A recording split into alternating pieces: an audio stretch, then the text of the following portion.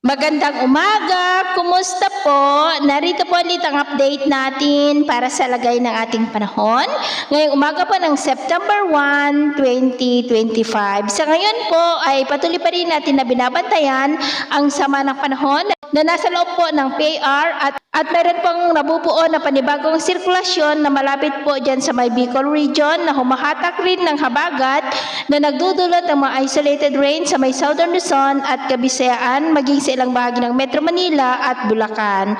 Ang sama ng panahon nating binabantayan ay bumaba naman ang tsansa niya na maging bagyo for the next 24 hours pero patuloy pa rin po na manghahatak ng habagat at ito naman ay pinapakita ng forecast model na ating ginagamit hanggang po sa susunod na 2 linggo ay posible muli ang pamumuo ng mga sama ng panahon sa susunod na mga araw at ang development ng mga yan ang ating babantayan. At sa lagay ng ating panahon ngayong madaling araw ay maayos ang panahon sa malaking bahagi ng bansa pero dahil sa habagat at LPA ay may mga isolated rain sa ilang bahagi ng Zambales, Bataan, Bulacan, Metro Manila, Calabarzon, Bicol Region, Mimaropa, Panay Island, Negros, Cebu, Leyte, Samar Provinces, Dinagat Island, Holosulu at Tawi-Tawi. At mamaya po ay sisikat ang araw sa malaking bahagi ng bansa pero may chance pa rin ng cloudy skies with isolated rain sa may Bataan, Bulacan, Metro Manila, Calabarzon, Bicol Region, Mimaropa, Kabisayaan,